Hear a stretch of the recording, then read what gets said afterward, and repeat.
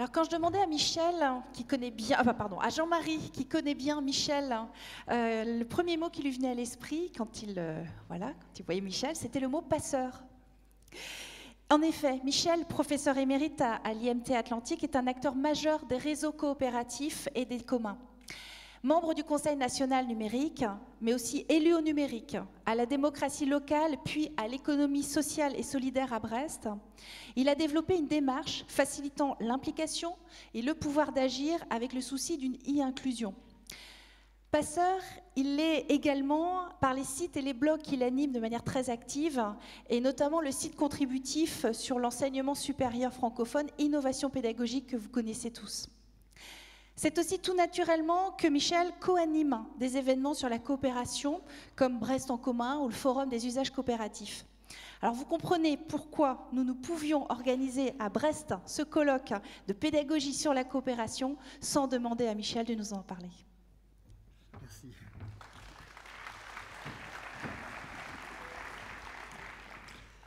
Donc à mon tour, bonjour à tous et à toutes. Et à mon tour de remercier les organisateurs de cette invitation pour un 10e colloque à Brest qui a justement pour thème sur le thème de la coopération dans l'apprendre, avec justement, comme vous avez pu le voir, le fait que les actes ont été publiés avant le colloque, donc vous pouvez effectivement déjà regarder qui va intervenir sur quoi et ce qui facilite les rencontres.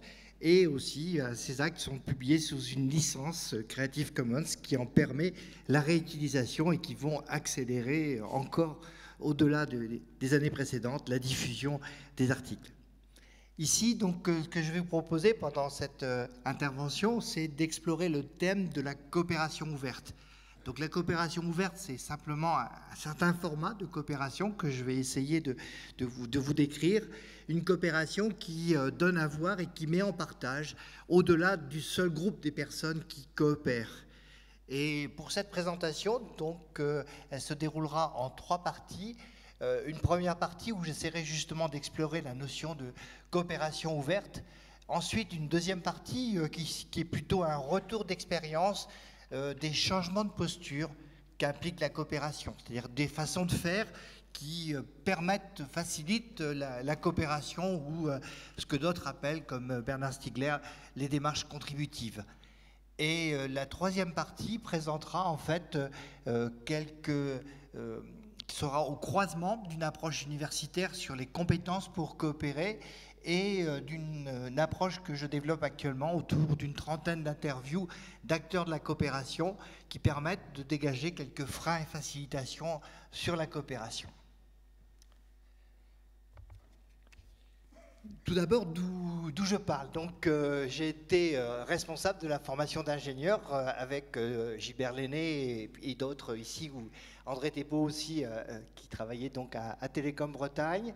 Et donc, depuis 3 à 4 ans, nous avons créé un site qui s'appelle Innovation pédagogique, qui a la particularité d'être un site ouvert à tous en écriture. On n'est pas dans un registre de revues revue par les pairs d'une revue scientifique, on est dans de la narration de ce que peuvent être pour les uns et pour les autres l'innovation pédagogique et les projets qu'ils mènent. Pendant 3 mandats, c'est-à-dire quand même 19 ans, j'étais élu au numérique et puis aussi à la démocratie locale et l'économie sociale et solidaire sur Brest. Et donc j'ai développé une approche un peu qui essaye d'augmenter le pouvoir d'agir des personnes. Et ce qu'on a fait à Brest étant un petit peu original, cela m'a valu de faire partie du Conseil national du numérique sur un mandat de 3 ans, 2013 à 2016, durant lequel nous avons publié 13 rapports qui tournent autour aussi bien de l'éducation, de l'enseignement supérieur, que de l'inclusion numérique ou des ambitions numériques de la France. Et tous ces rapports, bien sûr, sont accessibles en ligne et également en Creative Commons. Et aujourd'hui, donc, je travaille sur ce blog coopération pour essayer de diffuser ce qui motive des personnes à coopérer et dans une logique de partage. Et donc, je continue à animer donc, un certain nombre de sites, y compris a-brest.net, qui a été créé à l'initiative de la municipalité. Merci. Donc cette première partie sur la coopération ouverte, je vais essayer de parler à la fois de l'origine du mot coopération ouverte, quand est-ce qu'il est apparu dans la littérature. Je ferai le lien avec la question des communs, qui est aussi quelque chose qui émerge aujourd'hui dans cette société transformée par nos usages du numérique. Et je ferai un petit détour vers une idée que je souhaite faire connaître un peu de la compostabilité dans le monde, soumis je dirais, à toutes les contraintes aujourd'hui d'un monde fini, et de voir un peu ce que peut être cette compostabilité des idées. Et je terminerai par présenter quelques initiatives qui sont autant de facettes du partage et de la coopération. Sur la coopération ouverte, donc, ce qui est important de voir, c'est que c'est très lié en fait aux questions du numérique.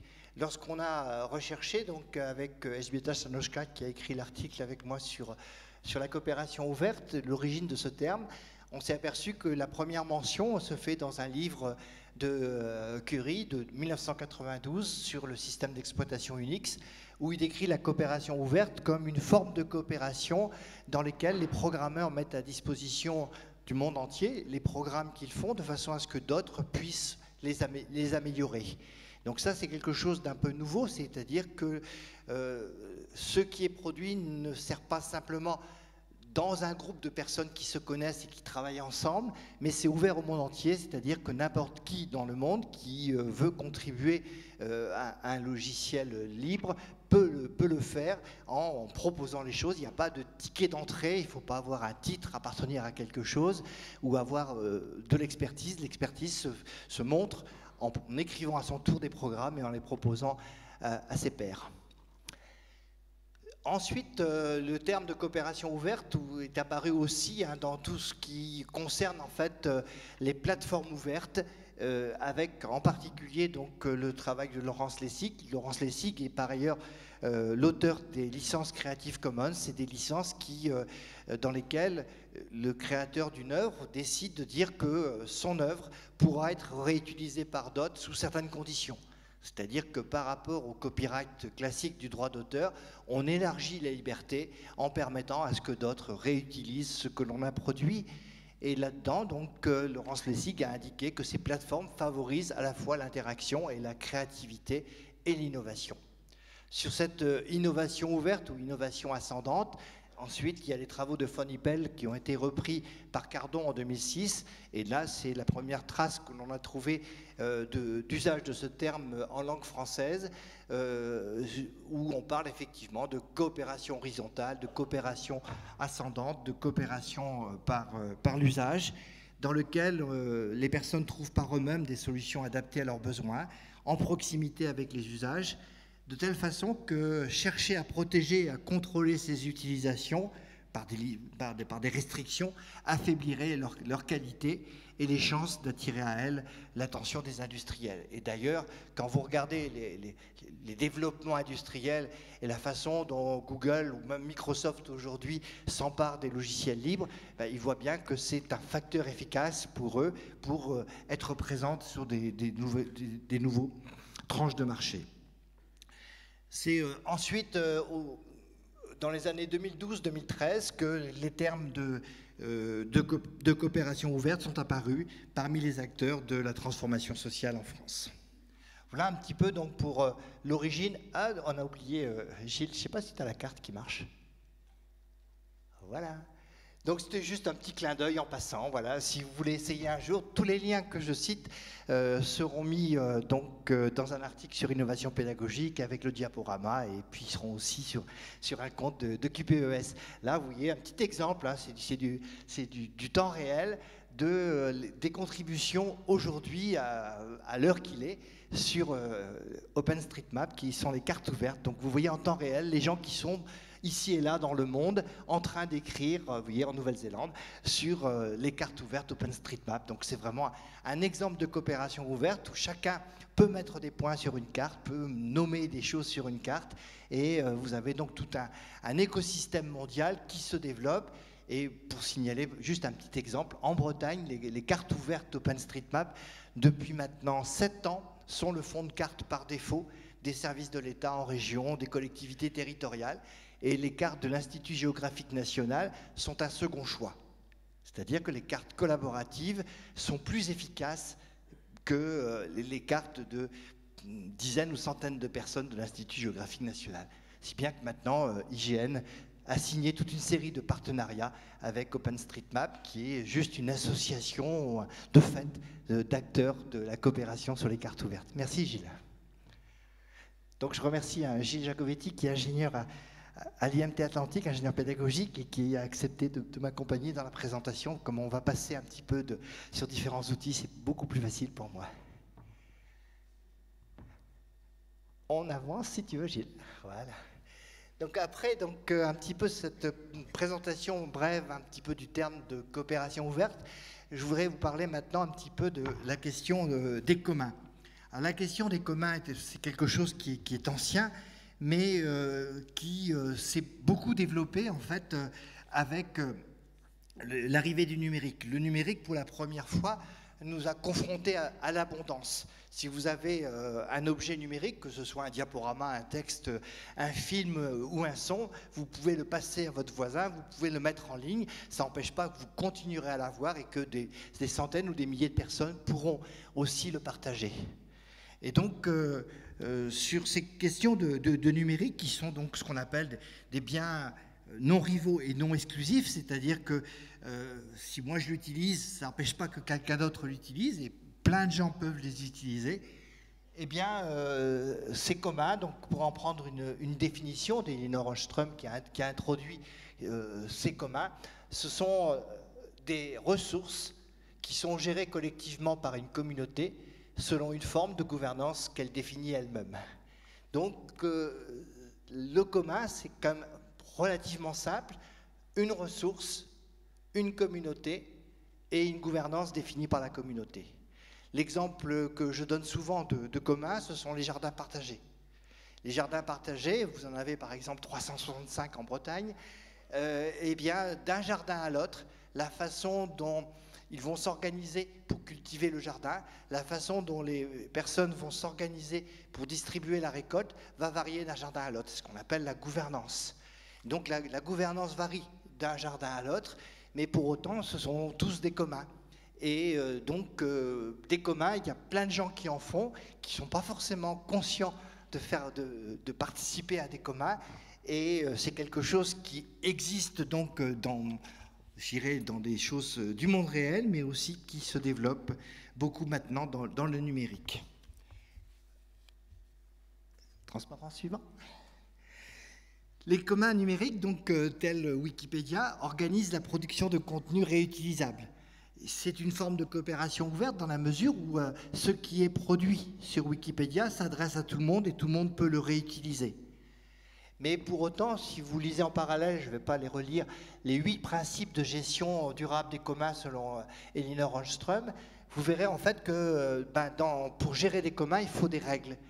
Ces règles visent aussi à préserver la durabilité des communs et faire en sorte que ces communs ne soient pas dégradés par d'autres. Et si vous-même, vous avez essayé un jour de contribuer à Wikipédia, vous avez pu voir que ce n'est pas si simple que ça.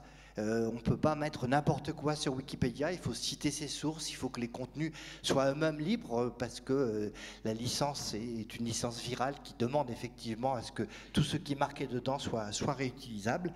Et donc, on a des principes là, qui sont développés et qui expliquent ce que sont les communs. Et on peut dire maintenant que les communs existent quand l'action collective vient transformer une ressource en un moteur de cohabitation, de démocratie et de co-construction.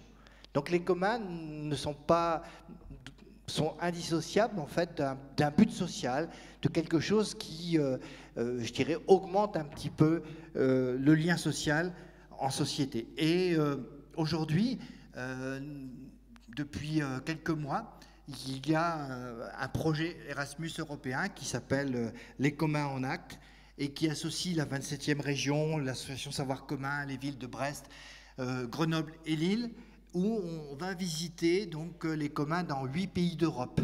Parce qu'effectivement, les avancées, les initiatives varient d'un pays à l'autre. En Italie, par exemple, il y a maintenant des chartes qui se mettent en place avec les habitants et qui permettent à une collectivité de signer avec un groupe d'habitants et de faire en sorte que si le groupe d'habitants souhaite gérer un morceau de rue, souhaite gérer l'utilisation d'une école en dehors des heures scolaires, pour prendre juste ces deux exemples-là, c'est possible. Donc on confie effectivement à des groupes d'habitants la possibilité de prendre en gestion quelque chose qui est délégué par la municipalité. En Belgique, à Bruxelles en particulier, il y a des dizaines de friches urbaines qui, pareil, donnent lieu effectivement à des résidences d'artistes ou autre chose, ou de nouvelles formes d'habitat qui sont également co-gérées avec la ville. En Espagne, eh bien, la liste qui avait gagné les précédentes élections s'appelait Barcelone en commun, et donc elle a développé pendant 4 ans toute une politique autour des communs urbains. Ça peut être les laboratoires de fabrication numérique, ça peut être la gestion des friches, etc. De façon à ce que les habitants soient impliqués dans cette politique publique. Et aujourd'hui, il y a toute une série de projets en fait, qui émergent aussi en France autour effectivement des communs dans la ville ou des communs dans le territoire et d'un mouvement qui s'appelle le municipalisme. Et ces communs en fait sont une troisième voie entre le service public et le monde marchand. C'est pas l'un et c'est pas l'autre. L'exemple que je donne souvent à ce niveau-là, c'est celui des MOOC, des cours ouverts massifs, avec les MOOC d'Open Classroom, qui était une société privée. Et pourtant, les contenus des MOOC de cette société privée sont réutilisables par vous en cours.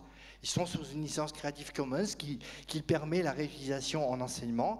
Et donc, vous pouvez les réutiliser, alors que si on va sur les MOOC de Fun, de France Université Numérique, bien sûr, il y a des MOOC qui sont en Creative Commons, mais il y a aussi plein de MOOC qui sont interdits de réutilisation, c'est-à-dire que vous pouvez simplement lire ce qui est, et même si ce que vous trouvez là est très intéressant, vous n'avez a priori pas le droit de le réutiliser dans votre cours. Donc on est dans un autre domaine des communs, où effectivement c'est quelque chose qui ne relève pas tout à fait du service public, ni du monde marchand.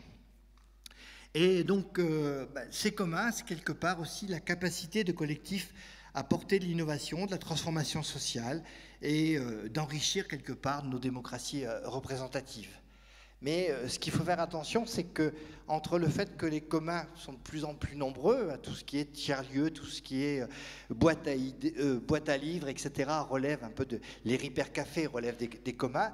Pour autant, s'il y a 5000 personnes dans les jardins partagés en Bretagne, très peu de ces 5000 personnes ont conscience d'être des commoners, d'être des fabricants de communs. Les communs, donc, c'est un peu comme la coopération ouverte, c'est une idée en émergence qui est porteur de pas mal de potentialités, mais qui n'est pas quelque chose qui est très loin d'être majoritaire. Je voulais faire après un petit aparté sur la compostabilité. Alors, nous comprenons, mais depuis quand même assez peu de temps, que les conditions matérielles du monde, de la Terre, ne nous permettent pas une croissance et un progrès présentés hier comme naturels et infinis. On voit bien qu'on ne va pas pouvoir continuer à produire autant de choses qu'on voudrait. Et lorsque l'on voit que ce que l'on fabrique devient plus complexe, il faut qu'on se pose la question de leur compostabilité. Comment un téléphone, au bout de 4 ans, si on en change, il peut être réutilisable. Comment on peut, si un téléviseur ou un écran tombe en panne, changer la capacité qui était prévue ou pas durer très longtemps, de façon à ce que le téléviseur continue à fonctionner, ce que font les Ripper-Cafés.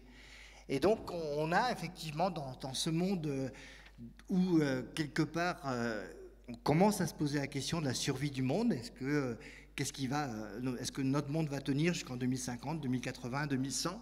Eh bien, cette compostabilité devient un sujet important de la vie de tous les jours, et on voit chaque jour des nouvelles annonces.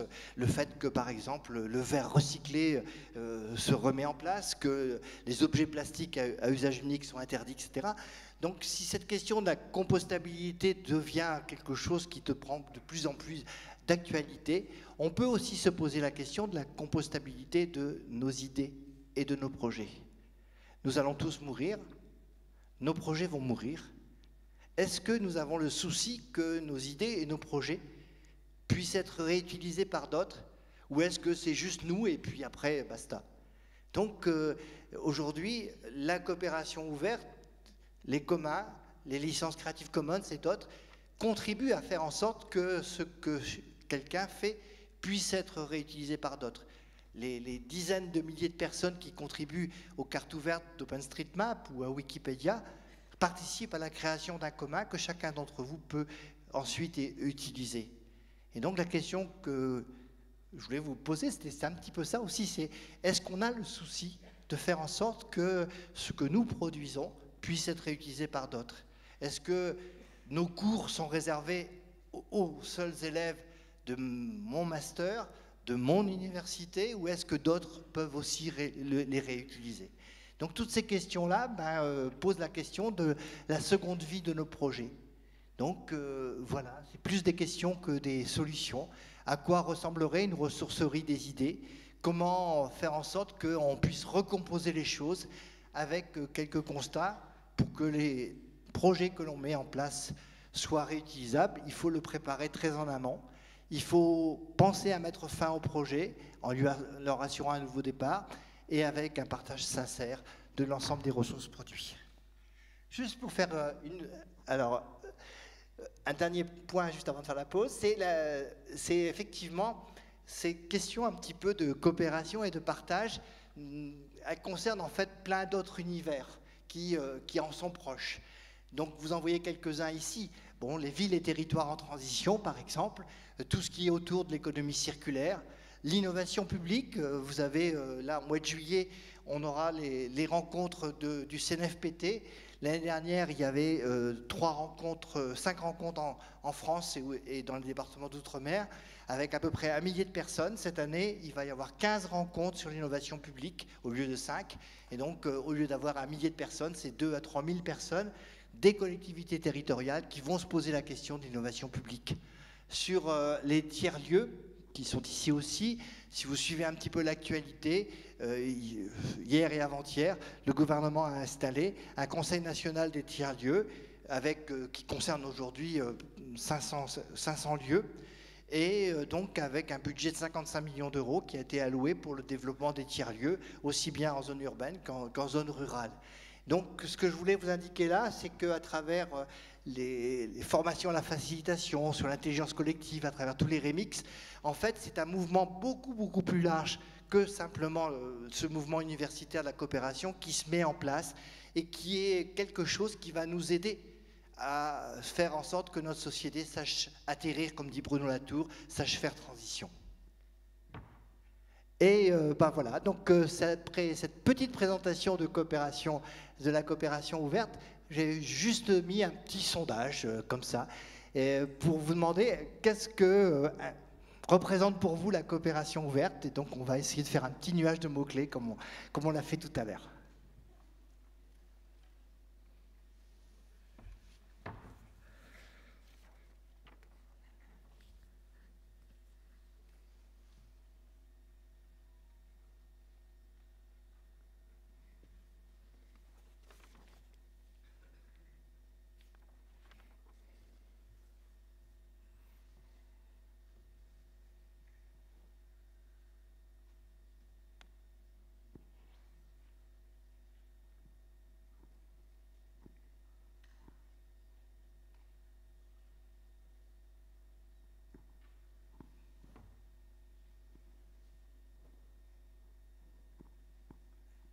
Donc on voit qu'un peu la question du partage revient, hein. C'est-à-dire que par rapport à la coopération, de façon large, hein, qui est utile et nécessaire et qui nous a été bien expliqué hier, la coopération ouverte rajoute un petit peu ce concept un petit peu de partage. Bon, il y a quelques mots-clés supplémentaires qui sont mis.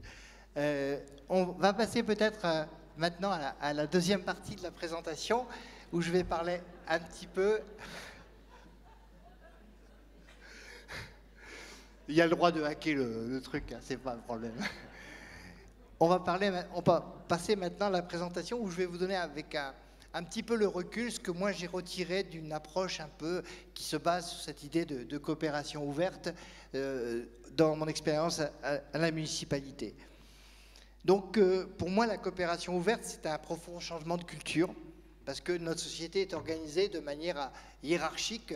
Dans une ville comme Brest, par exemple, il y a 8 niveaux de hiérarchie dans la collectivité. Donc c'est énorme. Donc comment favoriser l'innovation dans un tel contexte, c'est assez compliqué. Et donc je vais essayer d'expliquer un peu quelques éléments qui ont fait que cette coopération puisse se développer. Donc Gilles, si tu pouvais passer sur le Prezi. Donc là, c'est une présentation qui va articuler donc un Prezi et puis quelques liens qui permettront de situer un peu les mots que j'indique. Voilà. Donc j'ai eu la délégation du numérique dans le milieu des années 90, à un moment où le numérique était encore quelque chose de relativement émergent. Non, il va y arriver, on a répété tout à l'heure, voilà. Donc on remonte un tout petit peu, et puis avec les flèches, c'est bon, on va revenir au début. Et non, c'est tout, voilà. Donc le premier élément qui est important, qui m'a marqué un petit peu, c'est la notion de faire avec. C'est-à-dire que une politique publique ne se décide pas d'en haut. Une politique publique, c'est quelque chose qui se fait en implication des acteurs. Donc dans les années 90, l'accès à Internet n'était pas très répandu. Et donc, pour faire en sorte que les gens découvrent facilement l'Internet, on a créé à Brest ce qu'on a appelé les PAPI, points d'accès public à Internet. Donc un petit mot rigolo pour faciliter un peu les choses. Et au lieu de créer une cyberbase ou un gros truc spécial dédié qui coûte très cher, l'idée qu'on en a développée, c'était de proposer à tous ceux qui le souhaitaient de devenir point d'accès public à Internet dans la ville. Ça pouvait être aussi bien un centre social, une maison pour tous, une bibliothèque de quartier, les Restos du Cœur ou n'importe quelle association 1901. Donc vous voyez là, par exemple, une page qui va lister, je ne vais pas les relire, la grande diversité des lieux qui sont devenus PAPI. Alors 2 points importants là-dedans, le temps long. Eh bien, il a fallu 10 ans pour que tous les équipements de quartier à Brest deviennent PAPI. Mais l'intérêt, c'est que tous l'ont été. C'est-à-dire dans tous les quartiers, tous les centres sociaux, toutes les maisons pour tous, les maisons de jeunes, etc., étaient tous points d'accès public à Internet. Chacun y est venu à son rythme. Et en l'espace de 10 ans, on est arrivé à 100 lieux d'accès public dans une ville de 140 000 habitants. Ça veut dire que tout le monde, en proximité, à 400 mètres de chez soi, a un lieu où il peut découvrir Internet en proximité.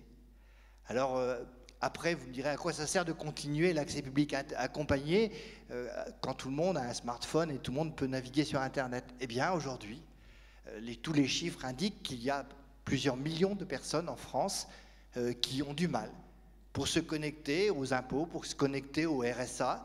Et le gouvernement, qui multiplie effectivement les dématérialisations, ne met pas en place l'accompagnement humain. C'est-à-dire que le centre des impôts, c'est pas simple d'y aller, il y a des grandes queues et il n'y a pas forcément quelqu'un pour vous aider à le faire.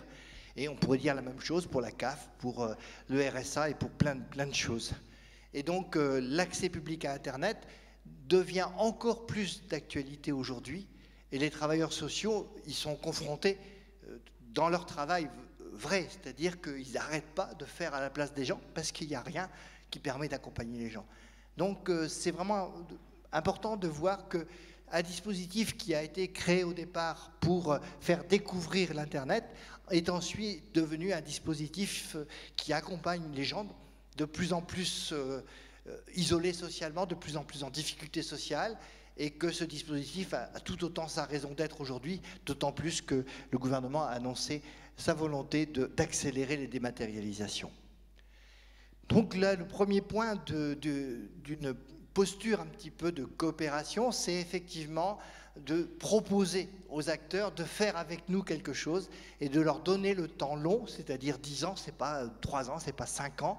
Et je crois que dans beaucoup de choses, si on veut développer des innovations pédagogiques dans nos universités et nos écoles, on a besoin d'indiquer des directions et de laisser le temps aux gens de venir aussi à leur rythme. Le deuxième élément structurant, c'est être en attention. Être en attention, c'est faire le pari que plein de choses se passent autour de nous. La plupart du temps, quand une collectivité développe un plan climat ou un agenda 21, Son but, c'est de simplement faire connaître ses initiatives. Alors qu'en fait, plein de gens dans la ville, déjà, sont en train de s'atteler à ces questions. Et quand j'étais élu à la ville de Brest, cette démarche d'être en attention sur, par exemple, les questions de développement rural m'a été refusée pendant 10 ans. Le propos de l'équipe municipale était d'abord de montrer ce que faisait l'équipe municipale, et ce que faisaient les gens, ça n'avait pas d'importance. Et souvent, ça se passe comme ça.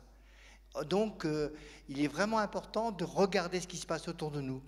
Quand Marine, qui est conseillère pédagogique, est arrivée à Télécom Bretagne, avant la fusion avec l'IMT, moi je lui ai demandé d'aller d'abord rencontrer les acteurs de l'innovation et de raconter ce que faisaient les gens. Et dans cette démarche où un ingénieur pédagogique ou une conseillère pédagogique va d'abord rencontrer les gens qui font, eh bien on s'aperçoit qu'il y a énormément d'innovation. Et ensuite se crée un climat de confiance dans la mesure où les ingénieurs pédagogiques ou conseillers pédagogiques mettent des mots sur ce que font les gens. Donc une relation de confiance s'établit qui facilite ensuite le travail ensemble. Et si vous voulez vérifier un petit peu les choses, il y a un article sur innovation pédagogique qui recense tout ce qui a été écrit sur ce qui a été fait à Télécom Bretagne puis à l'IMT Atlantique. Et on est aujourd'hui à 166 articles qui ont été écrits pour une école qui à l'époque a compté 200 personnes, qui maintenant a grossi. Mais ça veut dire que dans n'importe quelle université où il y a 2000 ou 3000 enseignants, c'est plutôt 1 millier d'initiatives qui existent. Simplement, en général, on ne prend pas le temps d'aller raconter ce que font les gens. C'est vrai que ça prend du temps de le faire, mais ça crée un climat de confiance et ça facilite une coopération ouverte. Être en attention, par exemple, encore une façon de faire, on a créé à Brest un appel à projets où tous les projets sont retenus. Si bien que maintenant que je ne suis plus élu, j'appelle ça l'appel à envie de faire. Je ne pouvais pas dire ça avant parce que l'adjoint en finance, il aurait tiqué un petit peu. Mais tous les projets sont retenus, c'était dit comme ça. Et ça fait 13 ans que ça dure, cet appel à projet. Chaque année, donc, tous les projets sont publiés année par année. Encore une fois, c'est transparent, c'est traçable, c'est en ligne.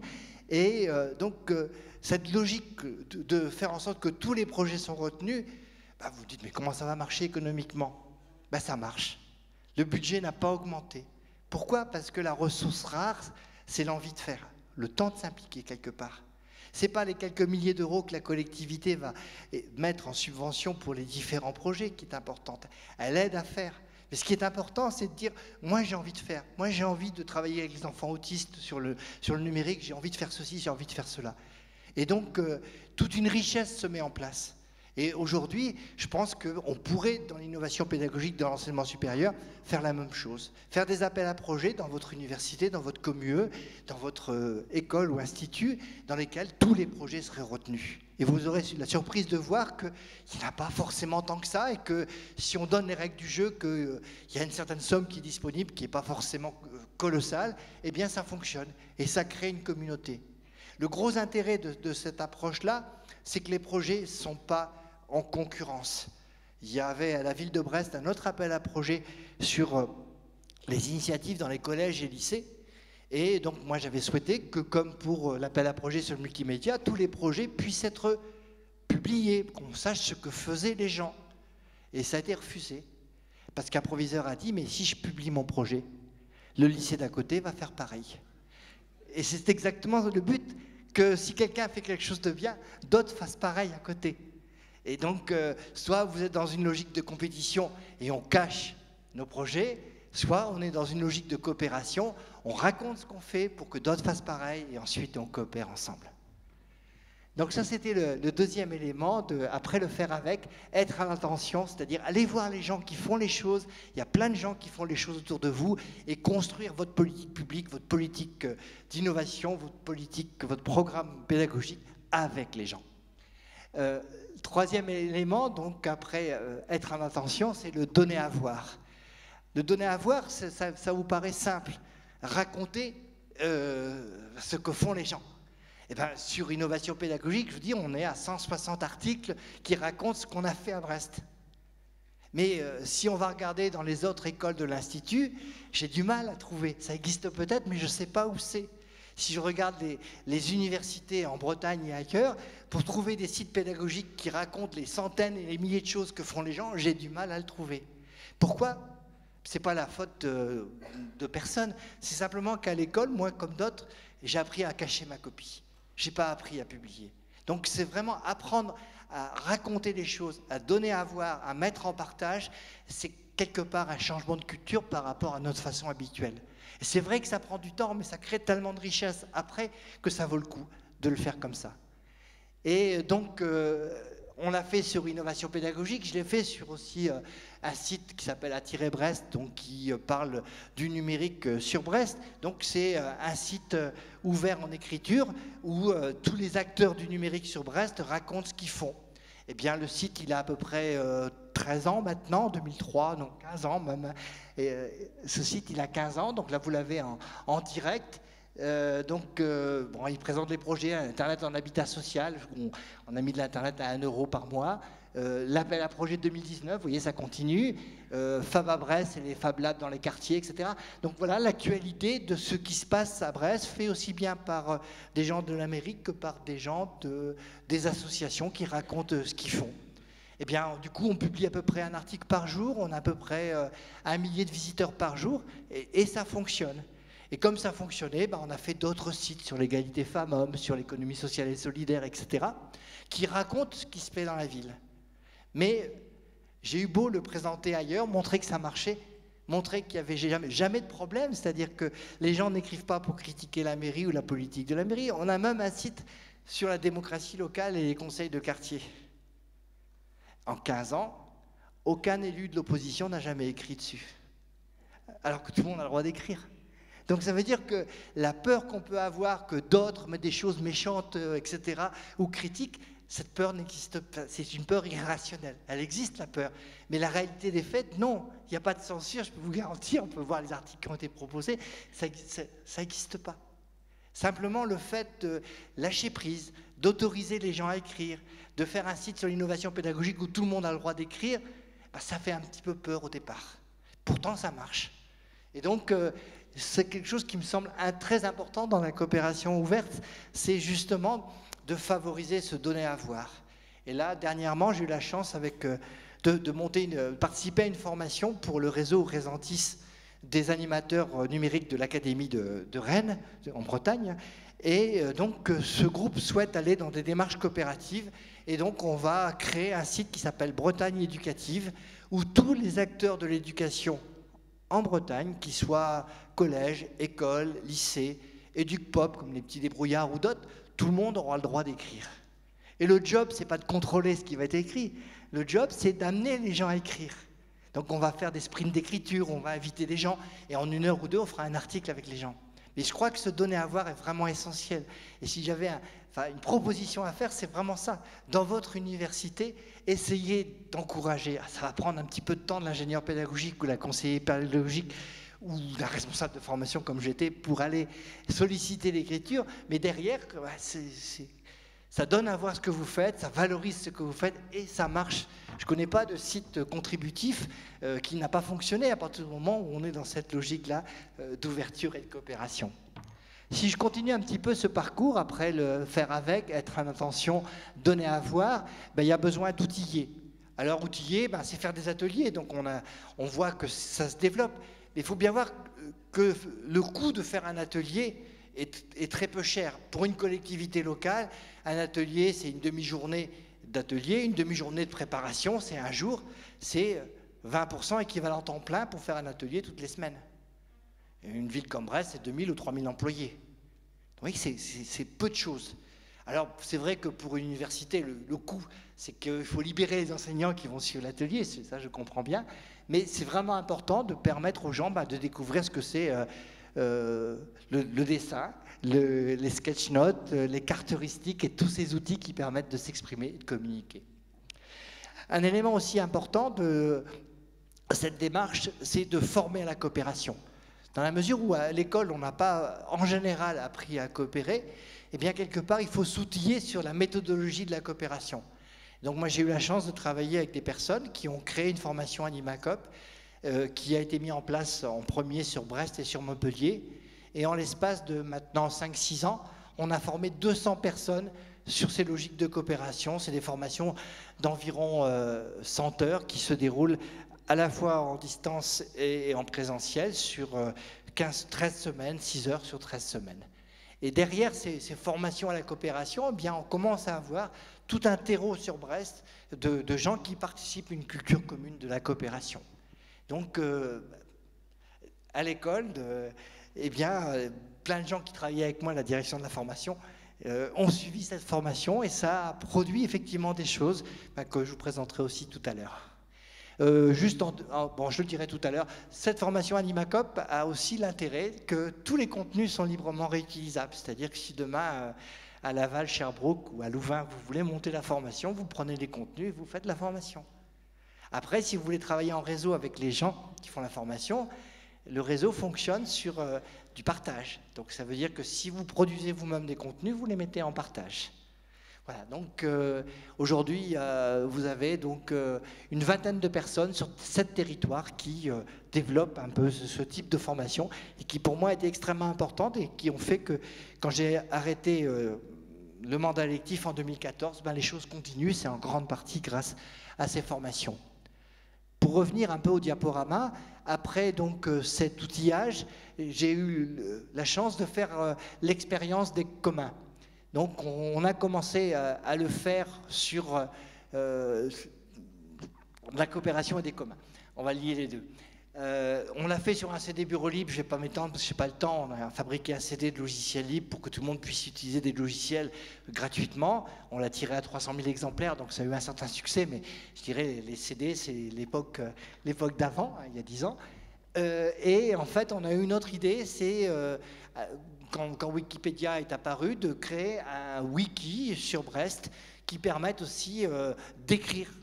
Et donc, on a créé un espace de carnet d'expression sur la ville où les gens racontent différentes choses sur la ville.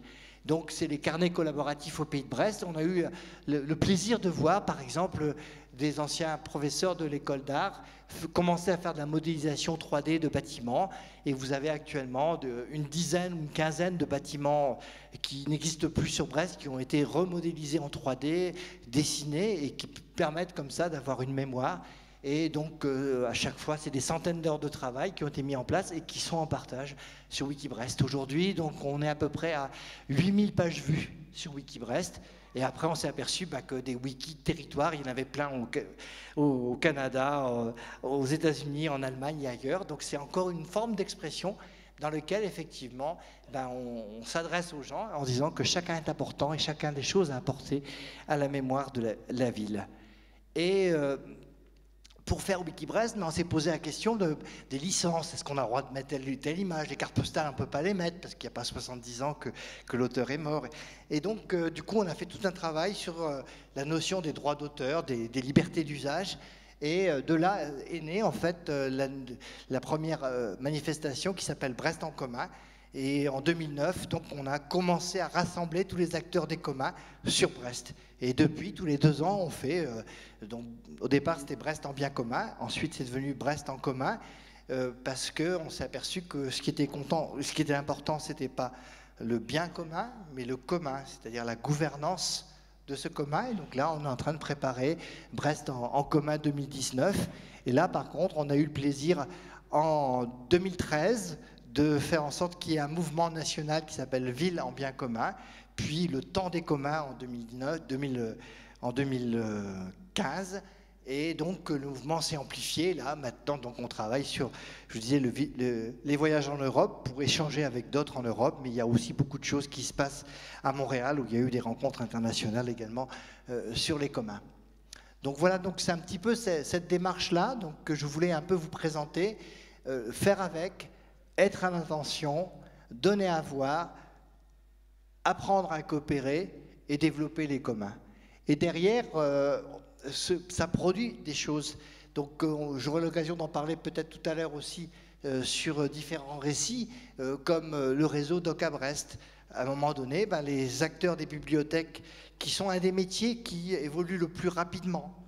parce que je dirais, les façons de travailler avec toutes les notices qui sont en ligne a beaucoup changé.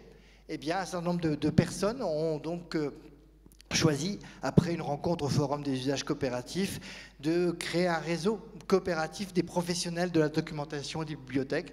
Et aujourd'hui, on a le plaisir et la chance d'avoir sur Brest 300 personnes qui participent à Doc à Brest, alors qu'il y a peut-être 500 ou 600 documentalistes sur Brest. Donc je dirais, les gens qui s'intéressent à ce réseau sont quasiment majoritaires dans la profession. Alors on a essayé de faire pareil sur Prof à Brest, qui est un réseau coopératif, mais là il n'y a encore qu'une centaine de profs qui participent à ce réseau, parce que je dirais la culture de coopération, je dirais pas à l'intérieur d'une équipe ou d'un établissement, mais de la coopération ouverte où entre enseignants du supérieur, d'école primaire ou d'école ou de collège et de lycée on travaille ensemble, c'est pas encore très courant, mais ça avance, ça progresse. Et donc pour terminer un petit peu cette présentation un petit peu de cette expérience acquise, quand j'ai arrêté d'être élu en 2014, j'ai lancé un nouveau site contributif qui s'appelle Bretagne Créative. Et Bretagne Créative, c'est donc l'idée de mettre en réseau toutes les innovations sociales en Bretagne et tous les acteurs des transitions. Et donc petit à petit, le site grossit, on est arrivé aussi à peu près à 1 ou 2 publications par jour. On a maintenant une trentaine de réseaux qui participent à Bretagne Créative. Et donc, on essaye de montrer effectivement que les questions de transition en Bretagne, mais ça pourrait être vrai sur d'autres territoires, sont portées par des centaines d'acteurs. Par exemple, on travaille avec le réseau Bredette, qui est un réseau de communes qui se posent des questions de transition et qui regroupe 150 communes rurales en Bretagne. Donc il y a énormément de choses qui se font sur le territoire et qui sont tout aussi importantes que la politique publique de la région Bretagne ou de telle collectivité. Et là, vous avez donc, on a simplement rajouté une géolocalisation sur les initiatives qui permet effectivement de géolocaliser, de voir effectivement quelles sont les innovations près de chez vous. Alors effectivement, comme c'est parti de Brest, il y en a une centaine autour de Brest, il y en a un peu moins sur d'autres territoires, mais c'est juste parce que nous, on avait l'habitude de le faire et que comme il y a pas mal de sites contributifs, on trouve pas mal de choses. Voilà, donc un petit peu la présentation de ce deuxième temps. Juste, on avait prévu une question, si Gilles peut y arriver.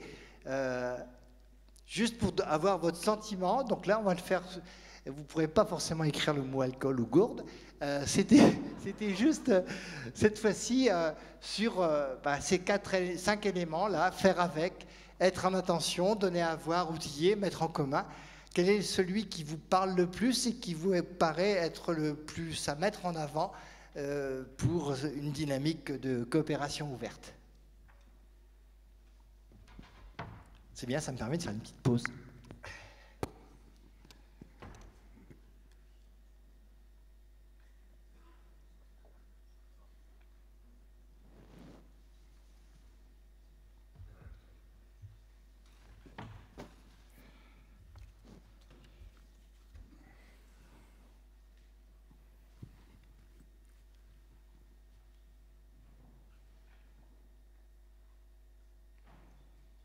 Ce qui est bien, c'est qu'on voit que ça évolue dans le temps, c'est-à-dire ce qui était initialement majoritaire ne l'est plus.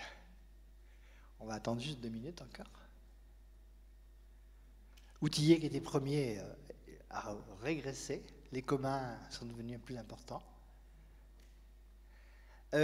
Tous les trucs qu'on fait là, aussi bien ceux qui ont été faits avec Jacques hier que moi aujourd'hui et demain avec Célia, je crois qu'ils sont stockés et ils seront mis à disposition aussi, comme ça vous pourrez retrouver le résultat final. Merci Jean-Marie. Voilà, donc on va passer, si vous voulez bien, à la troisième partie. Hein, donc vous pouvez continuer un petit peu à répondre, de toute façon, je vous dis, ce sera conservé. Et la troisième partie va revenir un petit peu sur un aspect plus compétences lié à la coopération ouverte. Donc dans cette partie que j'ai appelée coopérer en acte, je vais croiser 2 approches. Une approche universitaire qui est où je réutilise le travail de Elżbieta Szanowska qui a fait une thèse avec comme terrain d'étude les personnes qui ont suivi la formation Animacop sur quelles sont les compétences développées en coopération. Et deuxièmement, comme j'ai ouvert un blog qui s'appelle Coopération, et j'ai commencé à interviewer des acteurs de la coopération. Il y a 31 interviews en ligne, je vais en faire une 60aine. Et si j'ai le courage, faire un livre après qui mettra tout ça en mots pour les articuler. Et donc, je vais essayer d'articuler un peu cette analyse des compétences de la coopération et puis ce que disent les gens qui sont acteurs de projets en coopération ouverte. Là, c'est juste en transition. J'ai repris les mots-clés que m'ont indiqué les 31 personnes interviewées. Et pour eux, la coopération, voilà un petit peu ce que c'est que la coopération pour eux. On retrouve des choses que l'on a vues tout à l'heure, le faire ensemble, les communs. La pédagogie, même ils ne sont pas tous dans le domaine de l'enseignement. La facilitation, le libre, et passeur, qu'on signalait tout à l'heure à l'ouverture. Donc le travail qui a été fait avec une thèse qui a été soutenue en janvier 2018 sur donc, les compétences collaboratives. Gilles ? Voilà. Donc font apparaître donc, parmi 34 compétences qui avaient été répertoriées à travers la littérature, une analyse triangulaire un petit peu croisant de l'enquête, des entretiens, fait apparaître 11 compétences charnières et 3 compétences pivots dans une approche qui est basée en fait sur l'analyse selon l'axe du temps, des antécédents, du processus et du résultat. Et donc j'ai mis en gras, oui c'est ça, en gras les 3 compétences pivots. Les compétences charnières, c'est les compétences sans lesquelles la coopération est difficile. Et les compétences pivots sont les compétences qui changent qualitativement le niveau de coopération. Donc, dans les compétences pour coopérer, donc vous voyez les 3 qui sont là. Je ne vais pas détailler les 11 parce que ce serait trop long et le temps passe. Et on va maintenant regarder chacune des 3 compétences pivots. L'état d'esprit collaboratif, donc c'est, ça fait un peu bizarre, hein, mais je dirais, c'est dur de coopérer si on n'a pas envie de le faire. Et on a eu l'expérience dans les formations d'Animacop de personnes qui n'avaient pas envie de coopérer, qui étaient envoyées là par leur structure, et ça ne marche pas. Donc si vous n'avez pas envie de coopérer, ce n'est pas la peine de vous former à la coopération. Donc globalement, enfin au sens au moins coopération ouverte. Il y a d'autres formes de coopération mais sur la coopération ouverte, il faut avoir envie de partager, de faire en sorte que ce qu'on fait soit réutilisable par d'autres. C'est vraiment quelque chose d'important. Et donc 2 projets là que je voulais un petit peu citer. Donc Monique Argouage, qui est enseignante en dispositif relais, elle accueille des gamins, donc comme dans tous les dispositifs relais de France, qui sont les gamins les plus en difficulté au collège, et qui ne tiennent pas en place, qui n'ont plus envie d'apprendre. Et elle a eu l'idée de les mettre en situation de professeurs pour des personnes très âgées de la résidence Louise Leroux, moyenne d'âge 85 ans. Et à partir du moment où elle a changé la posture des jeunes, et bien du coup, ces jeunes ont inventé par exemple des brevets, le brevet d'envoyer un mail avec une photo à ses petits-enfants, et donc la personne âgée qui se sentait en capacité de le faire, passer par les différentes étapes qui avaient été identifiées par le jeune en échec scolaire et le jeune en difficulté, signer le brevet à la fin de la séance en attestant la compétence acquise par la personne âgée. Et il y a eu aussi comme projet, un projet avec le robot Nao, fait avec des élèves de l'IMT Atlantique. Et c'était vraiment aussi paradoxal de voir qu'on pouvait faire coopérer les élèves les plus en difficulté de Brest avec des gens qui avaient été hyper sélectionnés et avec de fortes compétences dans les disciplines abstraites. Et là aussi, ça fonctionnait. Donc, son attitude d'ouverture dans l'attention aux jeunes a fait que ça a été possible. Là, je n'ai pas le temps de le mettre, mais il y a tout un site sur Intergénération, qui a d'ailleurs eu le premier prix de l'innovation pédagogique en France, qui raconte ça et qui montre effectivement la joie de faire de ces jeunes en échec, la joie des personnes très âgées d'être accompagnées. Et un autre projet sur l'état d'esprit collaboratif, c'est le projet de Jean-Michel Lebeau, qui est un contributeur du Café pédagogique et qui a eu l'idée, lui, de proposer aux jeunes lycéens de sa première L d'écrire des choses sur les romans, les œuvres qui étaient étudiées pendant l'année. Et donc il a transformé ces lycéens en acteurs, en écrivains à leur tour, et on a même vu des romanciers réagir aux commentaires que les lycéens avaient mis. Et donc aujourd'hui, il y a 1 millier de visiteurs par jour sur le site Ivois, vous pouvez aller le regarder. Et donc Jean-Michel Lebeau, pareil, il raconte effectivement qu'il a pris des risques avec les jeunes, et qu'en étant dans cet état d'esprit de collaboratif, il arrive à faire des choses merveilleuses, et que dans sa classe, tout le monde a envie de travailler parce que tout ce que les jeunes écrivent est lu. Donc le travail qu'ils font a un sens. Quand tu écris un article et que tu as 1 millier de personnes qui lisent ton article, pour un jeune lycéen, c'est énorme, ça motive. Et donc cet état d'esprit collaboratif que je cite sur 2 projets, si vous avez juste la curiosité de regarder les interviews, vous le retrouverez sur la plupart des projets qui sont présentés. Le deuxième élément, après l'état d'esprit collaboratif, c'est co-concevoir la structure du projet. Parce que si vous avez un projet et puis que vous êtes un peu tout seul, bon, c'est un peu le cas sur Innovation Pédagogique, on n'est quand même pas très nombreux à y contribuer régulièrement, c'est compliqué parce qu'on est tout le temps à essayer de trouver d'autres gens pour venir dans le projet. Alors que quand vous, dès le départ du projet, vous le faites avec un groupe de personnes qui se reconnaissent dans la construction du projet, c'est ce qu'on essaie de faire sur Bretagne Éducative avec le réseau Résentis par exemple, et bien du coup ça a beaucoup plus de chances de marcher si le projet est co-construit. Un exemple de projet construit que vous pourrez trouver dans l'interview de Fanny Saint-Georges, mais que Véronique aussi continue maintenant, c'est justement ce qui a été fait sur Doc à Brest, ou les biblioremix, qui sont le remix d'une bibliothèque qui ont été inventées par Léa Lacroix sur Rennes. Eh bien, Fanny, qui était responsable de la bibliothèque à Brest, est ensuite partie travailler dans une bibliothèque municipale à Plougastel d'Aoulas. Elle a appris à faire un remix sur la bibliothèque de l'école qui a donné lieu à l'évolution de la bibliothèque vers un tiers-lieu. Et après, elle a refait la même chose dans sa bibliothèque où ça a créé de nouveaux services inventés par les habitants. Et ça s'est tellement intéressé que maintenant, elle fait un remix avec les employés de la commune de Plougastel pour essayer d'imaginer une autre façon de fonctionner des employés de la commune. Un autre projet que je voulais citer avec l'interview d'Audrey Oriot, c'est le projet Transiscope. Donc il y a plein de cartes qui existent, des cartes de tiers-lieux, des cartes des Fab Labs, des cartes des innovations pédagogiques. Comment on va relier ces cartes? Eh bien donc un certain nombre d'acteurs de ces cartes ont inventé un projet qui s'appelle Transiscope, qui vise effectivement à agréger les cartes des uns des autres. Et pour que le tout ne l'emporte pas sur chacune des parties, on garde les sources de données. Vous ne pouvez pas contribuer à Transiscope. Vous pouvez contribuer à une des sources de Transiscope, c'est-à-dire au Colibri. Et là, dernièrement, ce qu'on a fait, c'est qu'on a dit, voilà, il y a une charte de Transiscope, Bretagne créative sur les transitions, l'innovation, ça colle. Et donc, du coup, on a mis un mot-clé, Transiscope, sur 300 articles de Bretagne créative. Et maintenant, si on déplace à la fin sur les sources en bas, vous verrez que Bretagne créative est source de données sur 300 données et que les fiches que je vous montrais tout à l'heure sur la carte de Bretagne, ils sont là. Et tout ça, ça demande quasi rien de travail, c'est-à-dire qu'on fonctionne avec des flux RSS géolocalisés.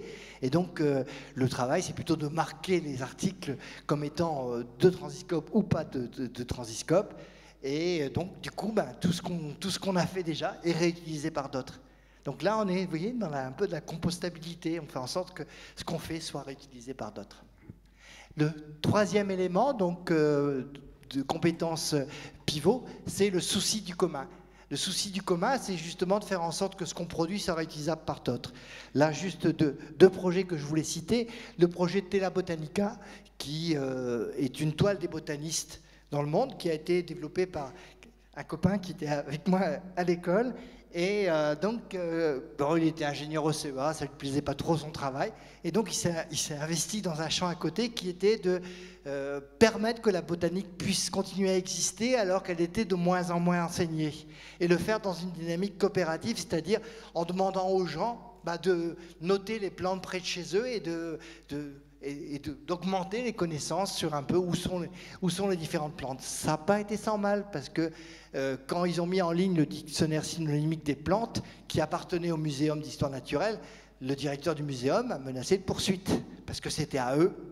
Et Tela Botanica, qui avait le souci du commun, a dit, voilà, nous on le met en ligne, tout le monde peut apporter des modifications, et puis s'il y a des erreurs, vous nous dites qu'il y avait des erreurs. Et en fait, le président du muséum a dit, bah, allez-y. Donc, tu avais le directeur de la structure qui disait, non, c'est à moi, c'est pas à tout le monde.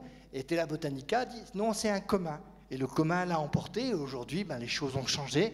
Le muséum est devenu un acteur de la coopération, de même que les conservatoires botaniques qui existent un peu partout en France.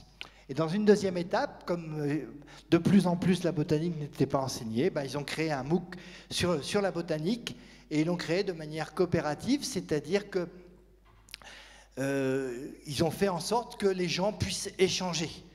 Alors un petit peu dans une approche un peu constructiviste, inspirée d'ITIPA et du premier MOOC auquel a participé Jean-Marie en particulier. Et donc il y a eu comme ça 20 000 fils de discussion sur le premier MOOC, 100 000 messages échangés sur la botanique. Et ce qui est remarquable, c'est que des gens un peu partout dans le monde ont dit, ben voilà, pour exploiter le MOOC, on va faire une visite près de chez nous. Et donc des gens, aussi bien en Nouvelle-Zélande, au Canada, en France, il y a eu plus de 120 sorties de Tela Botanica où des gens qui ne se connaissaient pas se sont rencontrés pour apprendre ensemble la botanique. L'autre exemple que je citais, mais je ne reviendrai pas là-dessus, c'est l'exemple d'Outils Réseau, où effectivement, toutes les productions de formation sur la coopération sont en commun, sont réutilisables par d'autres, et alors que la formation existait au départ sur Brest et Montpellier, maintenant elle existe à Toulouse, à Tours, à Paris, à Lyon, à Gap, et j'en oublie sûrement certains. Donc cette logique des communs, ce souci du commun, est donc, comme on le disait tout à l'heure, quelque chose qui fait franchir un saut qualitatif à la coopération. Et pour presque terminer, donc, je citerai rapidement quelques freins à la coopération. Premier frein, le non-alignement, c'est-à-dire si vous avez des valeurs et que vous faites le contraire. Les colibris avaient des valeurs d'échange, de partage, mais tout leur contenu était sur copyright. Donc comment voulez-vous défendre le partage si vous fermez l'accès à vos ressources? Donc tout un travail a été fait avec en particulier les gens d'Outils Réseau pour faire en sorte que les colibris donc, partagent leurs ressources. Et aujourd'hui, ils ont développé 2 ou 3 MOOC justement pour essayer de développer cette culture des partages. La symétrie des attentions, c'est un peu pareil. Le TILAB, c'est le laboratoire d'innovation publique de la région et des services de l'État à Rennes. Et quelque part, le constat est fait que si vous voulez associer les usagers d'un service public à la co-construction du service public, eh bien, il faut que vous-même, vous soyez dans cette logique de coopération. Si les gens qui s'occupent d'un service ne savent pas coopérer entre eux, ils auront du mal à être crédibles quand ils inviteront les usagers à coopérer. Un point important, mais que je ne développerai pas, c'est l'ego sans partage sincère. C'est-à-dire que quelque part, si vous avez un ego un peu trop important, c'est difficile de coopérer parce qu'il faut effectivement être dans une logique de partage, d'attention, d'écoute et de bienveillance. La non-reconnaissance, c'est vraiment aussi important de faire en sorte que ceux qui font soient reconnus. Lorsqu'on fait des sites contributifs, eh ben c'est celui qui a fait, qui raconte ce qu'il a fait. Dans une mairie de quartier, c'est le cadre B qui écrit, ce n'est pas le cadre A, chef de la mairie, ce n'est pas l'élu qui va écrire, le nom est de celui qui fait. Et un point aussi important, ben, c'est nos structures. Quelque part, nos structures ne favorisent pas la coopération dans leur organisation actuelle, ni les représentations qu'on en a. Et je ne développerai pas, parce que Jacques en a parlé, il est important pour faire un projet coopératif d'avoir une vision partagée, clarifiée et explicitée. Et sur quelques facilitations à la coopération, eh bien, être capable de faire un pas de côté par rapport aux problématiques de pouvoir, de lâcher prise. Être dans une écoute sincère qui nous transforme et dans laquelle on apprend tout au long de la vie. Favoriser la bienveillance, la confiance et la transparence, mais Jacques en a parlé déjà. S'autoriser à prendre du temps. J'ai déjà dit au début, coopérer, ça prend du temps, mais ce temps que ça prend, c'est un temps qu'on va gagner par ailleurs. Et dans tous les projets coopératifs, il faut de la convivialité. Ce qu'on appelle aussi les mines de rien, c'est-à-dire tous ces temps conviviaux qui facilitent la discussion. J'accélère parce que je vois que j'arrive au bout du temps. Hop. Donc, parmi quelques possibles que je voulais citer, juste avant de partir, il y a l'idée de gare centrale, c'est-à-dire d'avoir un espace d'aiguillage sur tous les projets, les listes de discussion, les contenus que vous avez fabriqués. Face à l'infobésité, il faut pouvoir effectivement avoir ce lieu d'aiguillage qui vous évite de gérer vous-même les informations, sachant que vous les trouvez toujours quelque part. à donner à voir qui met en confiance, j'ai cité tout à l'heure. Documenter, c'est quelque chose qu'on ne sait pas faire non plus. Prendre du temps pour documenter les projets, raconter comment ils se font. Ça se fait beaucoup sur Movilab, qui est l'espace wiki autour des tiers-lieux, mais c'est un des rares contre-exemples. Le choix du partage et le fonctionnement en réseau ouvert, c'est-à-dire un réseau ouvert, c'est je veux participer, je participe. Moi, sur Bretagne Créative, sur ces réseaux-là, je ne demande pas aux gens s'ils sont bretons ou pas. S'ils s'intéressent, ils viennent, et puis voilà. Il n'y a pas de problème. Où est le problème? Donc, créer des réseaux ouverts où il n'y ait pas de marche d'accès, où tout le monde puisse participer. Et donc, pour terminer, sur la coopération, chacun peut apprendre à coopérer, en particulier en apprenant à partir de ce qu'on appelle des petites expériences irréversibles de coopération. Et aussi que la coopération ouverte, c'est un choix de société. C'est-à-dire que face au risque, effectivement, de fin du monde, quelque part, si on est dans la coopération fermée, c'est-à-dire qui s'adresse aux Français, qui s'adresse aux Américains, et qui exclut ceux qui ne sont pas américains, ou qui exclut ceux qui ne sont pas nés français, eh bien, quelque part, il y a des risques d'exclusion, des risques de guerre qui vont apparaître. Et donc, ces questions de coopération ouverte vont apparaître aussi maintenant dans les débats de société, avec qui on coopère, et comme, je dirais, les crises que le monde traverse sont une crise mondiale. Si on n'est pas dans la coopération ouverte et qu'on essaie de résoudre les problèmes localement, on va vers des conflits, on va vers de l'exclusion. Et quelque chose que moi j'ai constaté en tous les cas, c'est qu'en donnant en partage, nous recevons bien plus et nous gagnons en reconnaissance. Et je n'ai pas rencontré de personnes qui renoncent à coopérer. Et je reprendrai quelque chose que j'ai entendu en atelier ce matin. La coopération est un vrai bonheur et c'est un plaisir.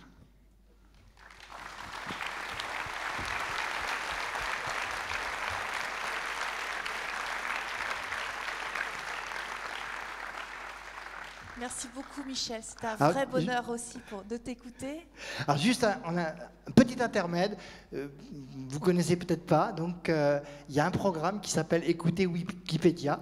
Et donc, en même temps qu'on va prendre les questions, donc je vous invite à écouter. Donc, c'est quelque chose que chaque fois que quelqu'un se connecte pour modifier un article, pour créer un compte sur Wikipédia, ça crée de la musique et ça permet aussi de voir effectivement ce monde en mouvement autour de nous. Et merci aussi à Julie pour les dessins qu'elle a fait et qui rendent compte un petit peu de nos propos. Alors on va passer au temps des questions. Il y a déjà quelqu'un qui a levé la main, donc on va aller plus vite qu'hier, c'est bien. Merci. Bonjour, merci pour cette intervention. Moi j'avais une question autour, j'ai essayé de faire le lien un peu avec ce qu'on a vu depuis hier. Et une question assez centrale, on l'a entendu dans l'exposé de Jacques Lanaressière et dans pas mal d'ateliers, c'est la question du projet collectif. La question du projet collectif. Et je me posais la question dans ces projets de coopération autour du commun, est-ce que cet objectif commun ou cet objectif collectif, il est aussi important? Est-ce qu'il prend des formes particulières?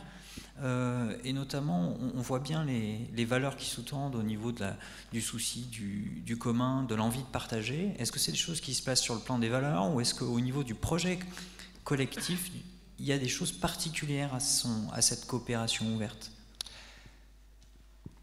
Je ne vais pas répondre sur l'enseignement supérieur parce que je n'ai pas assez d'expérience de coopération ouverte dans l'enseignement supérieur. Je vais juste faire l'exemple du réseau académique qui se met en place, Résentis. D'abord, c'est un chemin long. Les coopératives pédagogiques en Bretagne, qui sont des tiers-lieux ouverts à tous sur les innovations pédagogiques, existent depuis déjà 2 ans. Et aujourd'hui, le réseau Résentis a envie effectivement de faire en sorte qu'on passe à l'étape 3. L'étape 2, c'est les coopératives pédagogiques se déplacent dans les collèges et lycées qui les invitent. L'étape 3, c'est comment on coopère tous ensemble. Et à mon avis, ça va prendre des années pour qu'on passe de quelques dizaines ou centaines de profs qui coopèrent dans Bretagne éducative à quelques milliers. Mais donc c'est vraiment du temps long et une des choses qu'on aura à faire effectivement, c'est d'expliciter le sens de Bretagne éducative.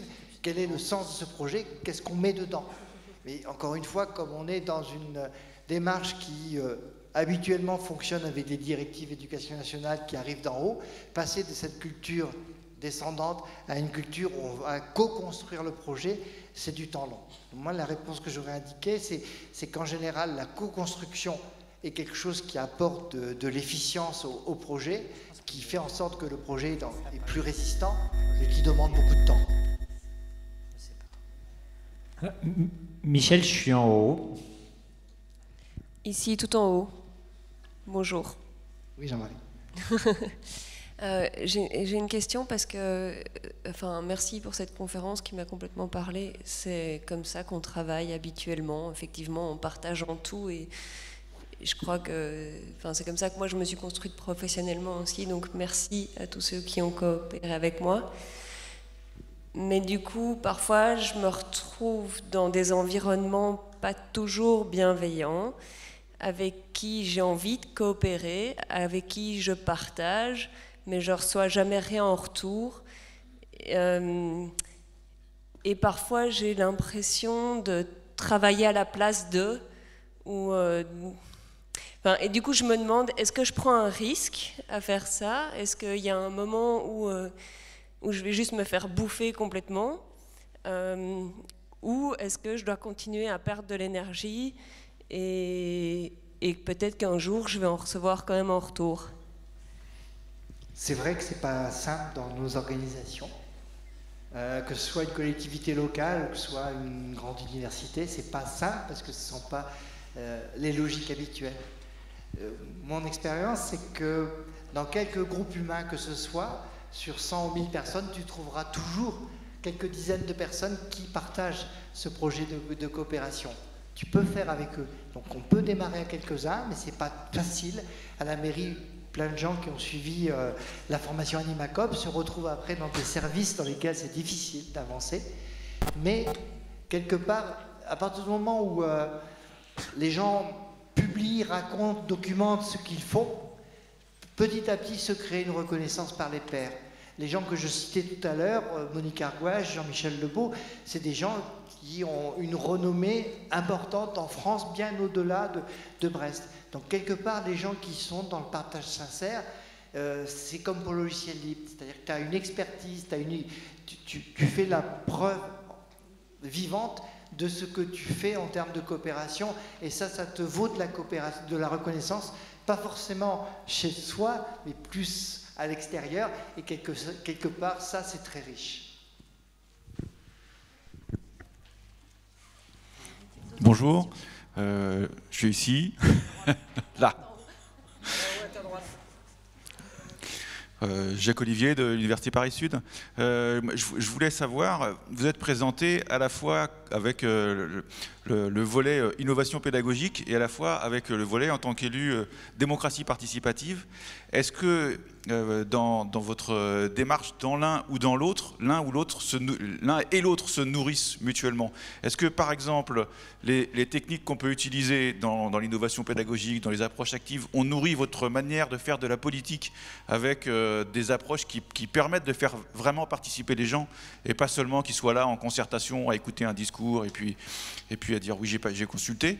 Et est-ce que de l'autre côté, éventuellement, des méthodes d'éducation populaire qu'on peut utiliser dans le champ politique peuvent avoir nourri votre pensée sur l'innovation pédagogique? Est-ce qu'il y a une relation entre les deux? C'est ça qui m'intéresserait d'entendre. Je pense que j'ai essayé de ne pas être schizophrène, c'est-à-dire de faire la même chose à Télécom Bretagne ou l'IMT que je faisais en tant qu'acteur de la coopération ou en tant qu'élu local. Je l'ai surtout fait sur le numérique. Pourquoi? Parce que le numérique, Brest est une ville militaire, hein. Il n'y a pas si longtemps, 50% des emplois étaient liés aux militaires directement ou indirectement. On est très loin historiquement d'une culture de la coopération et du numérique. Et donc j'avais un champ libre. En gros, le maire et ses collègues me laissaient faire. Donc j'ai eu un espace ouvert de plein de possibles et j'ai appris en faisant sur le numérique. Sur la démocratie locale, j'étais complètement borné. C'est très politique, donc les budgets participatifs ont été interdits pendant 15 ans. Ça venait d'être ouvert depuis 2 ans, mais pendant 15 ans, c'était interdit. Les sites donnaient à voir ce que faisait un lycée, c'était interdit. Donc, quelque part, je n'ai pas essayé de transformer la politique municipale, c'est trop compliqué. J'ai essayé d'ouvrir des espaces. Moi, je pense qu'il ne faut pas se heurter aux autres pathogènes, il faut laisser de côté, trouver le contournement, trouver des espaces. Et après, derrière, j'ai essayé d'être, je dirais, dans ces pratiques-là, dans différents champs. Et aujourd'hui, ce que je suis content de voir, c'est que dans l'innovation pédagogique ou dans le numérique, je retrouve les mêmes invariants. Donc ce que j'ai essayé de présenter un peu sur le donner à voir, le faire avec, etc., pour moi sont relativement des invariants. Les compétences qui ont été analysées en pivot charnière sont relativement des invariants. Et après, je dirais dans la vie personnelle, tu t'enrichis de différentes expériences. Mais aujourd'hui, je suis très réservé sur les expériences de démocratie participative parce que très souvent, la collectivité demande aux habitants de se prononcer sur les projets de la collectivité, mais n'est pas là pour faire en sorte que les habitants, les associations aient leurs propres projets et les aider. Voilà, donc c'est quelque chose qui commence à percer, hein, donc on va avoir quelques projets de ce type-là pour les municipales, mais c'est vraiment quelque chose qui est en petite émergence. Oui, bonjour, je suis au milieu. J'avais une question plutôt sur la politique que vous avez pu mener. Est-ce que vous êtes intéressé ou interrogé sur les questions d'accessibilité des ressources ou la question pour les coopérations ouvertes aussi pour les publics empêchés? Si vous regardez juste l'appel à projet qui est ouvert, tous les projets sont retenus, plus de la moitié concerne les publics éloignés. Donc c'était très relié à la politique de la ville. Et dans le même temps où on mettait les papilles, on a mis en place de l'Internet à 1 € sur 12 quartiers à Brest, 1 € par mois pour Internet, avec une personne à temps plein pendant 1 an pour installer des ordinateurs à domicile pour 30 € l'ordi, etc. Donc on a essayé de faire ça, mais c'est vrai que c'est du temps long, pareil, hein, de le faire. Et là, c'est pas la ville qui fait, on le fait avec les acteurs. Monique, maintenant qui est à la retraite, travaille avec ATD Carbone, donc on le fait avec des acteurs de terrain que la municipalité aide, accompagne, mais qu'on essaye, c'est pas la ville elle-même qui fait, elle aide les acteurs déjà existants. Et c'est vrai que c'est vraiment important d'être dans l'inclusion. Et donc c'était aussi un gros travail du Conseil national du numérique que ce rapport souligne inclusion. C'est la musique, vous pouvez écouter Wikipédia qui arrive avec un petit peu de décalage. Merci. Bonjour, Jean-René de l'Université de La Rochelle. Tout d'abord, une remarque. Pour moi, c'était tellement riche que je ne sais pas si j'aurai le temps de consulter toutes les ressources d'ici le prochain QPES.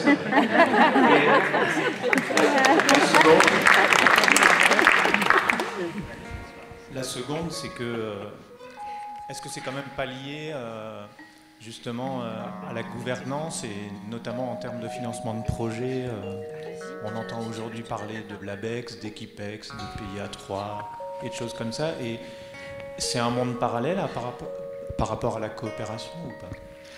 Je veux dire, par exemple, le blog Innovation Pédagogique qui est soutenu par l'IMT, c'est quelques milliers d'euros. C'est pas 10 000 euros, c'est pas 20 000. C'est quelque part faire un site où tu as 2000 personnes abonnées, 1500 visiteurs par jour, c'est moins de 10 000 euros. Donc quelque part, si tu veux, il y a plein de projets qui demandent, je dirais, de l'ingénierie coopérative humaine, mais pas forcément des gros budgets.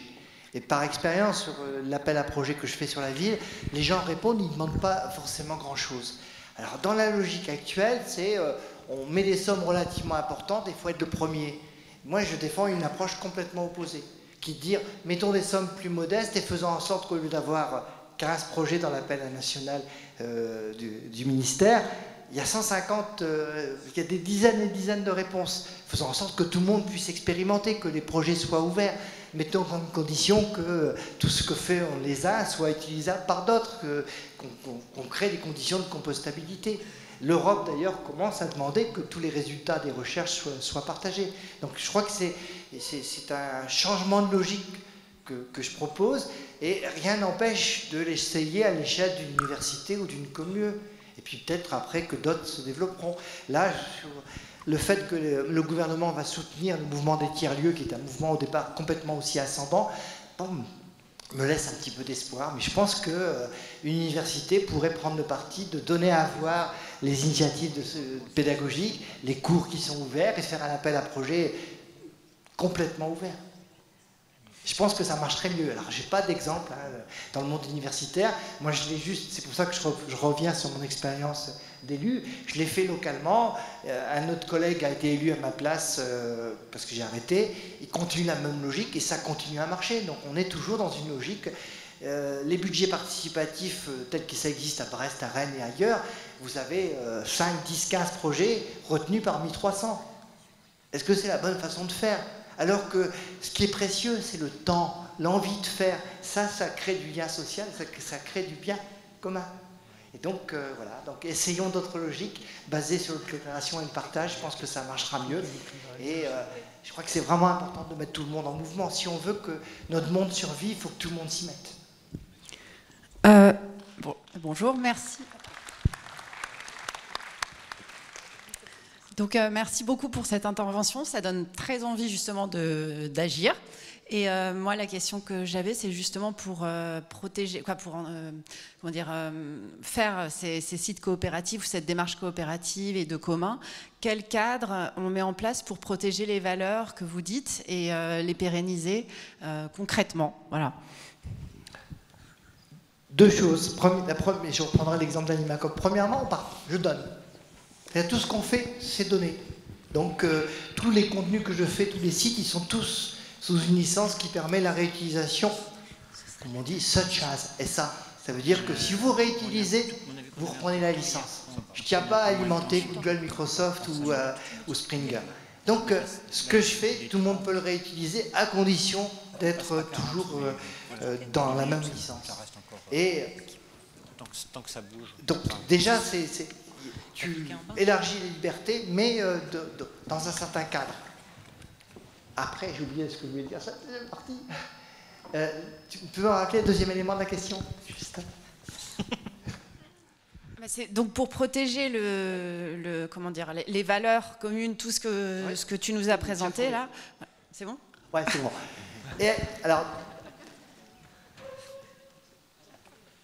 tous les contenus d'Animacop sont librement accessibles. Donc quelqu'un qui veut faire son beurre avec ses formations, il peut le faire. Il peut le vendre. Il n'y a pas de clause non commerciale. Mais s'il veut participer au réseau, il faut qu'il partage. Donc tu as une charte après pour participer au réseau, et c'est là que se fait effectivement, je dirais, la limitation.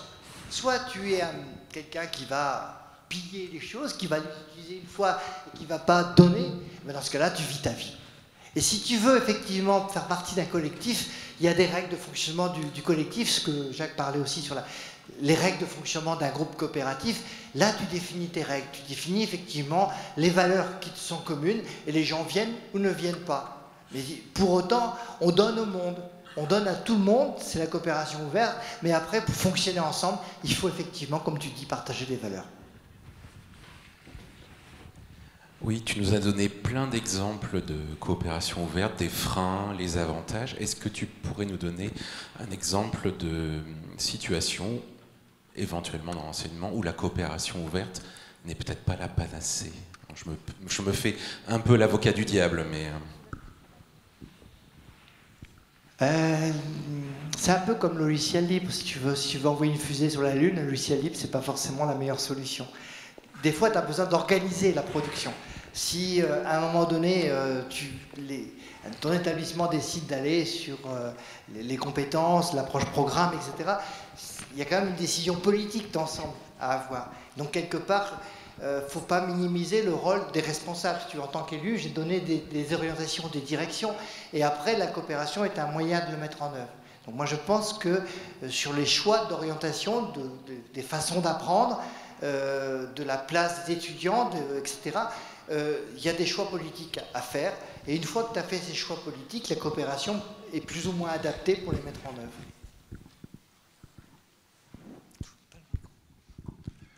Bonjour, merci beaucoup. Franck Bertucca, Institut catholique de Lyon. Deux choses m'ont frappé dans ce que vous avez dit. Un, dans les freins, vous ne faites pas allusion à de gros bonnets ou de grosses machines qui pourraient, comme elles font leur beurre sur Internet, qui pourraient venir contrecarrer ça. Et deuxièmement, à vous entendre, il y a quelque chose de très agréable. Votre discours est plaisant, c'est très positif. Est-ce qu'on est face à quelque chose qui est plutôt une vaguelette, plutôt une vague qui commence à venir ou plutôt une vraie lame de fond? Est-ce que ça, voilà, est-ce que ça bouge profondément pour changer le monde ou pas? Merci. Et la première partie, parce que j'ai oublié la question. Les gros méchants qui pourraient venir... Sur les gros méchants. Quelque part, Microsoft a créé Encarta. Qui utilise aujourd'hui Encarta? C'est mort. Donc, quelque part, la coopération est efficiente. Aujourd'hui, innovation pédagogique, on publie 2 articles par jour. Donc, quelque part, aujourd'hui, quand vous cherchez quelque chose, vous le trouvez plutôt là qu'ailleurs. Donc, ça veut dire que si on crée quelque chose de coopératif, je pense que dans plein de situations, on gagne. Et que les méchants, on peut limiter leur capacité de prédation. On discutait hier avec Antoine et Célia sur les licences CC BY. Il ne faut pas effectivement laisser Springer ou d'autres récupérer les choses. Et donc le soft choice permet effectivement de limiter la prédation. Après, sur l'histoire de la vague, moi je prendrais les choses à l'envers. Est-ce que vous croyez aujourd'hui que les partis politiques et les gouvernements ont des solutions pour la transition, pour transformer le monde, pour qu'il soit vivable demain? J'en doute. Et donc, quelque part, si nous-mêmes, nous ne soyons pas, en tant que société civile, capables justement d'exprimer des demandes de changement, de transformation de la société, par exemple, certains parlent des revenus universels, de permettre à des gens de s'investir dans des communs, d'être rémunérés pour la production de communs. Si on ne met pas en œuvre ces changements, je ne sais pas si on va y arriver. Donc essayons effectivement de faire émerger dans la société civile cette convergence des acteurs du territoire. Encore une fois, les jardins partagés en Bretagne, c'est 5000 personnes. Si je prends tous les acteurs des réseaux d'échange de savoir et autres, je pense qu'on est des dizaines de milliers en Bretagne. Sur Transiscope, comme vous a montré tout à l'heure, il y a 20 000 initiatives en France déjà qui sont répertoriées. Donc faisons en sorte que ces mouvements soient davantage connus, travaillent ensemble et que les partis politiques, les gouvernements, les régions les prennent en compte. Voilà, mon idée à moi, c'est faire de l'ascendant. Alors, je vais passer le micro là-bas. Juste en complément sur cette question de vague, je vais me permettre. En fait, hier on disait la génération Z, c'est une génération qui a ses caractéristiques, qui est numérique, peut-être égoïste. En fait, j'ai l'impression que nos jeunes sont potentiellement en demande de ce genre de démarches très coopératives et qui sont très sensibles au changement du monde. Et donc, qu'est-ce que c'est ton avis là-dessus par rapport à notre jeunesse, nos étudiants, quelque part? Globalement, juste pour dire que moi je suis très heureux du mouvement des jeunes actuellement qui disent aux politiques qu'est-ce que vous faites, qu'est-ce qu'on fait pour changer les choses. Donc je suis très, très heureux de voir ce mouvement. Mais après, derrière, je crois qu'on a un gros travail pour que la coopération soit pratiquée, pas enseignée, soit pratiquée dès l'école, le collège et le lycée, et que quelque part on a un autre rôle à jouer dans l'enseignement supérieur, mais aussi dans l'enseignement secondaire, pour effectivement qu'on ait d'autres façons de faire société, d'être ensemble, que la compétition et les meilleurs en discipline abstraite. Bonjour, Isabelle Guette de l'Université Toulousain-Capitole. Je vous remercie beaucoup pour votre intervention qui est très enthousiasmante. Et c'était plutôt, plus qu'une question, un complément, une observation.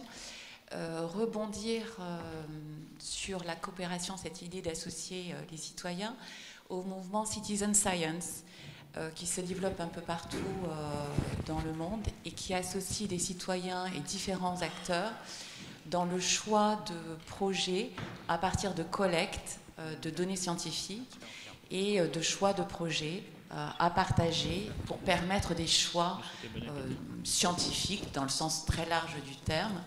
Et de les inscrire, de les partager avec cette collecte de données et de partage, comme vous le signalez.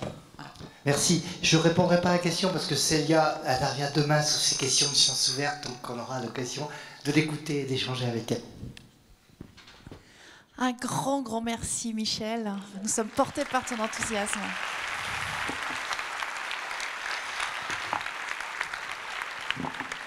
Alors, je vous invite à aller maintenant vous restaurer. Voilà, vous allez pouvoir manger avec un grand enthousiasme aussi.